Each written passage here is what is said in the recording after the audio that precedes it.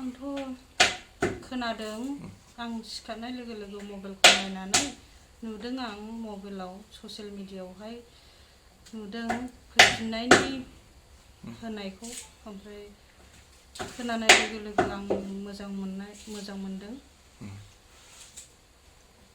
आरो फैफिनोबाथ' मोजां आंनि थाखाय बहुद मोजां न'खर दैदेननो थाखाय फिसा फिसौ खांलांनो थाखाय सुबिदा जायो फैफिनोबा सरकारा लाबोयोला आसाम सरकार बिटिआर सरकारा दानि सारा जेनेबा लाबोयोबा जाहाथे बियो न'आव थानानै जाहाथे न'खरखौ सालायनो हायो दैदेननो हायो फिसा फिसौखौ मोजां जाहाथे जयै न'खरखौ खांलांनो हायो बेनि थाखाय आं खावलायो थांनाया बियो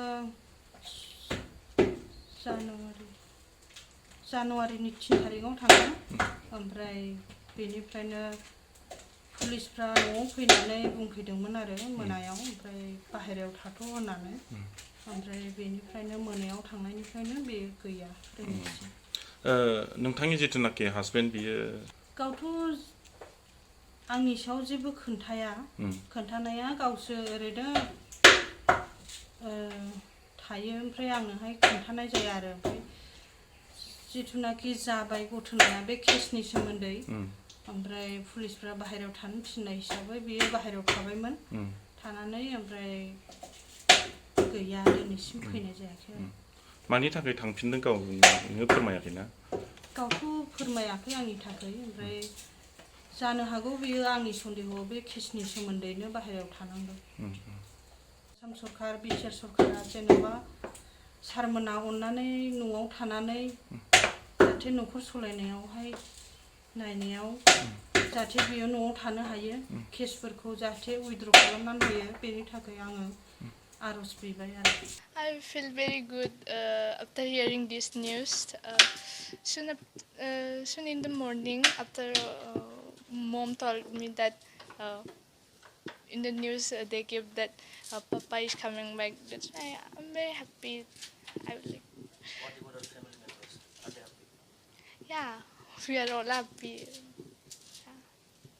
Like to say anything to the government of India as well as Assam, Bihar government, Yes, for the safety of them? I would like to say request them that they bring back my father safely and solve his case and all. And then for mom also it is very difficult to run the family alone. That's why we need my dad along with my mom. How many days you have not seen your father? Maybe it's more than like 6 months. And from before only, my father was not at home now, and it was very difficult for us.